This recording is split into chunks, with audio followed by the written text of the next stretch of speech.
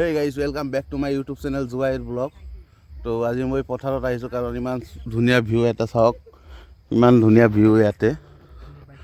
আৰু তাৰ লগতে এই ধুনীয়া বাইকটো তাৰমানে বিক্ৰী কৰিব লাগে। তাৰমানে মোৰ ট্ৰেক্টৰৰ ভিডিঅ'টো চাইছে আপোনালোকে, যদি চোৱা নাই ডিছক্ৰিপশ্যনত চাই ল'ব ভিডিঅ'টো যদি চোৱা নাই। আৰু মোৰ তাৰমানে সেই ভিডিঅ'টো চাই তাৰমানে মোৰ গাঁৱৰে এজন ল'ৰা, মোৰ লগৰে বয়সত, তো সি চেন্নাইত থাকে, ঘৰত নাথাকে, সেইকাৰণে বাইকটো তাৰমানে আপোনাৰ ঘৰতে থাকে আৰু নচলায় কোনেও। সেইকাৰণে ক'লাক যে মোৰ বাইকটো ভিডিঅ' এটা বনাই দিয়া, সেইকাৰণে আহিলোঁ আজি পথাৰৰ মাজত। তো গাইছ চাওক বাইকখন।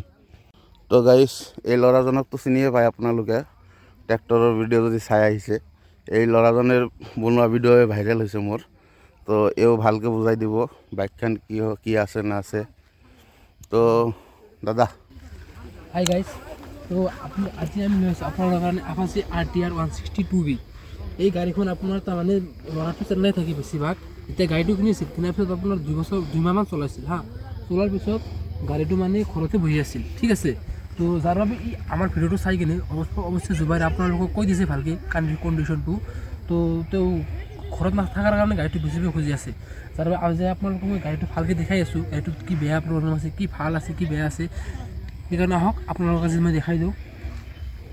গাড়ীখন আপোনালোকে চাব পাৰে, এই গাড়ীটো আপোনাৰ মানে মাত্ৰ 5,000 কিলোমিটাৰমান চলোৱা হৈছে। 5,000 কিলোমিটাৰ চলোৱাৰ পিছতো এই গাড়ীটো আপোনাৰ আধা দামত চেল কৰা হ'ব, আধা দামত। আৰু গাড়ীখন টায়াৰটো আপোনালোকে চাব পাৰে, টায়াৰটো চাই দিয়ে অলপমান অডিয়েঞ্চক।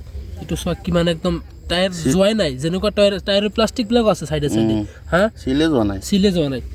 ইয়াৰ পিছত মই আপোনালোকৰ গাড়ীটোৰ কালাৰ দেখাই আছোঁ, চাওক কিমান ধুনীয়া কালাৰ হৈ আছে, একদম নতুন যেনেকুৱা কালাৰ থাকে ন, একদম সেনেকুৱা কালাৰতে আছে।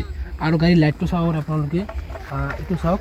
যেতিয়া তাৰমানে গাড়ীটো ষ্টাৰ্ট নহ'ব তেতিয়ালৈকে গাড়ী কালাৰ লাইটটো এনেই থাকিব, আৰু যেতিয়া মই ষ্টাৰ্ট দিম লগে লগে আপোনাৰ লাইটটো জ্বলি যাব, ঠিক আছে। তাৰপিছত আপোনাৰ গাড়ীটো মই কালি লৈছিলোঁ তাৰ ঘৰৰ পৰা। তো ঘৰৰ পৰা ওলোৱাৰ পিছত মই ভাই একদিন চলাইছোঁ, এতিয়া মোৰ মন যায় আছে যে মই গাড়ীটো ৰাখি দিওঁ।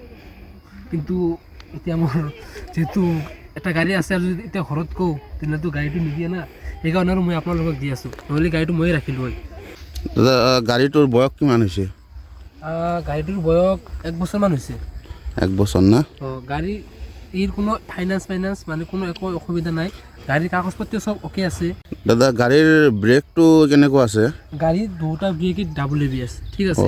এই গাড়ীটো যদি তুমি ল'ব খোজা তেনেহ'লে অন ৰোড একদম মানে 1,90,000 টকা পৰি যায়। এইটো ABS, পিছতটো ABS, ঠিক আছে। পিছতটো দেখাই দিয়া পিছতটো ABS। ইঞ্জিনটো অলপমান দেখুৱাই দিয়া অডিয়েঞ্চক। ইঞ্জিনত এতিয়ালৈকে হাতে লগোৱা হোৱা নাই, না তোমাৰ লগাব লাগিব। তুমি এটা নতুন গাড়ী লৈ যাই আছা, সেইটো ধৰি লোৱা, ঠিক আছে। তাৰপিছত তোমাৰ গাড়ী মানে যদি মই গুণ ক'ব খোজোঁ ন, চাৰা দিন গুচি যাব, তথাপি মই গাড়ীটো গুণ ক'ব কৈ সেইকাৰণে শেষ কৰিব নোৱাৰিম। মই আজি একদিন চলাইছোঁ মোৰ এনেকুৱা লাগি আছে যে মই গাড়ীটো ৰাখি দিওঁ, বেকাৰ মানুহক দিয়াততো মই ৰাখি দিওঁ। RC মাৰ্চিটো আছে না দাদা? গাড়ীৰ RC কোৱা, গাড়ীৰ NOC কোৱা, গাড়ীৰ যি লাগে ফাৰ্ষ্ট অনাৰ হয় না? ফাৰ্ষ্ট অনাৰ হয়, ছেকেণ্ড অনাৰ নহয়, ফাৰ্ষ্ট অনাৰ হয়। তাৰপিছত তোমাৰ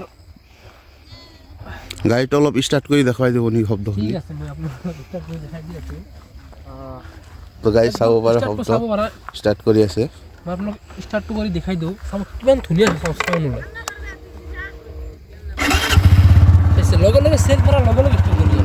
মই ষ্টাৰ্ট কৰিছোঁ এই ঠাণ্ডাৰ দিনত, এনে নতুন গাড়ী যদি আপুনি ষ্টাৰ্ট দিয়ে তথাপি অলপমান হেজিটেট কৰিব, চেল টাচ লগাইছোঁ লগে লগে আপুনি ষ্টাৰ্ট কৰি দিয়ে। গাড়ী একজষ্টৰ চাউণ্ডটো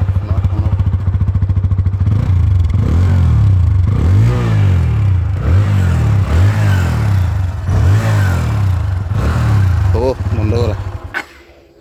তো গাইজ গাড়ীৰ শব্দটো শুনিব পাৰিছে, একদম নতুনৰ নিচিনা। আপুনি গাড়ীখন ল'লে তাৰমানে একদম শ্ব'ৰুমৰ নিচিনা, শ্ব'ৰুমৰ পৰা ওলাই অহা যেন লাগিব আপোনাৰ। গাড়ীটো মানে নতুনেই আছে। যদি কোনোবাই সোধেও যে গাড়ীটো কিমান দি লৈছা, মানুহে বেছিভাগ মানুহ গম পাব যে গাড়ীটো নতুনেই আছে, পুৰাণ হোৱা নাই। এনেকুৱা মানুহ দেখি কিনে গম পাব যে গাড়ী আজিৰ গাড়ী কথা, শ্ব'ৰুমৰ পৰা এইমাত্ৰ ওলাই আনিছে গাড়ীটো, এনেকুৱা এটা ফিল আহিব তোমাৰ। তুমি যেতিয়া গাড়ীটো চলাবা তেতিয়া তোমাৰ এনেকুৱা ফিল আহিব যে মই গাড়ীটো নতুন গাড়ী এটা চলাই আছোঁ, কিন্তু মই ডিছকাউণ্ট এটা পাই আছোঁ গাড়ীটো কিনি কিনে। তো দাদা গাড়ীৰ ছাৰ্ভিচিং টাইম মতো হৈছে না নাই? গাড়ীৰ ছাৰ্ভিচিংটো মানে আপোনাৰ এনেতো মানে মাইলেজৰ কাৰণে তো কৰাই হোৱা নাই, মানে যদি চলোৱাৰ কাৰণে যে ছাৰ্ভিচিংটো কৰিব লাগে সেই ছাৰ্ভিচিংটো কৰাই হোৱা নাই। যেতিয়া গাড়ীটো বয়স হৈ গৈছে 3 মাহ পিছে পিছে ছাৰ্ভিচিং কৰিব লাগে, 3 মাহ পিছে পিছে যেতিয়া ছাৰ্ভিচিং কৰিব লাগে প্ৰত্যেকটো ছাৰ্ভিচিং আপোনাৰ শ্ব'ৰুমত কৰা হৈছে। মানে TVSৰ জেনুৱেন যিটো ছাৰ্ভিচ চেণ্টাৰ থাকে তাতেই আপোনাৰ মানে গাড়ীটো ছাৰ্ভিচ কৰা হৈছে। তাৰপিছত আপোনাৰ এই গাড়ীটো এতিয়া তো গাড়ীৰ ফ্ৰণ্ট টায়াৰটো চাব পাৰে, একদম নতুনৰ নিচিনা হৈ আছে, চাব পাৰে আপোনালোকে। আৰে গাড়ীটো নতুন নিচিনা হৈ আছে, এইটো গাড়ী পুৰাণ বুলি ক'বই নোৱাৰে, এইটো পুৰণা গাড়ী হয়। আৰে আজি আমাৰ গাঁৱত মানে গাড়ী কোনোবাই চিনি পায়, কোনোবাই চিনি নাপায়। মানে বহুতকেইটা ল'ৰাই মোক সুধিছে যে গাড়ীটো কি নতুন কিনিলে নেকি? মই কৈছোঁ কিছু নতুন গাড়ী কিনিছোঁ। দাদা কোনোবাই আৰু চাউণ্ডটো হৰণৰ চাউণ্ডটো শুনিবলৈ বিচাৰে, তাৰমানে বেটাৰীৰ কাৰণে হৰণটোৰ চাউণ্ডটো শুনাই দিব নেকি? ষ্টাম্পটো মানে চেঞ্চাৰ আছে না ষ্টামৰ? ষ্টাম্পৰ চেঞ্চাৰো আছে, চাইছা? ইমান মানে দামী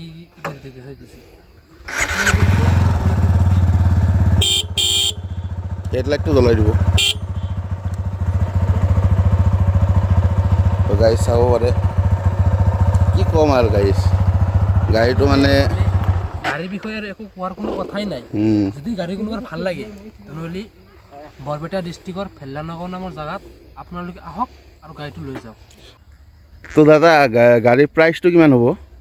গাড়ীৰ প্ৰাইচটো থাকিছে আপোনাৰ 1,10,000 টকা। তাৰে কিনিবলৈ লাগে আপোনাৰ 1,80,000 টকা গাড়ী এটা কিনিবলৈ লাগে। এই গাড়ীটো যদি আপুনি নতুন কিনে 1,80,000 টকা লাগে। সেই গাড়ীটো আপোনাৰ নতুন কণ্ডিশ্যনৰ গাড়ী এটা আপোনাক 1,10,000 টকাত দি আছে। মোৰ ভিডিঅ' চাই আহিলে কিবা এটা ডিছকাউণ্ট আছে না নাই? ডিছকাউণ্টটো মানে সেনেকুৱা নৰি, কাৰণ গাড়ীটো নতুন গাড়ী আছে ন। এই 1,10,000 টকা কৈছোঁ, তাতে কিবা এটা নেগচিয়েবল কৰি দিম দিয়া যদি তোমাৰ ভিডিঅ' চাই কোনোবাই আহে। ঠিক আছে। আৰু গাড়ীৰ নাম্বাৰটো যদি কোনোবাই ফোন কৰিব খোজে তেনেহ'লে ডিছক্ৰিপশ্যনত নাম্বাৰ দিয়া আছে, নাম্বাৰটোত কল কৰিবা। যদি আহিবলৈ কোনো অসুবিধা হয় তেনেহ'লে মোক ফোন কৰি কেনে কৈ দিবা। তো দাদা গাড়ীটো কিনিবলৈ ক'ত আহিব লাগিব? গাড়ীটো কিনিবলৈ আহিলে আপোনাৰ বৰপেটা ডিষ্ট্ৰিক্টত নগাঁও নামৰ জেগা আছে, ঠাই আছে এটা গাঁও, এই গাঁৱত আহিলেই হৈ যাব। আপুনি নগাঁও আহি কিনে মোক এটা কল কৰিব, মই আপোনাক আমাৰ ঘৰত লৈ আহিম, গাড়ীটো ভালকৈ দেখাবলৈ।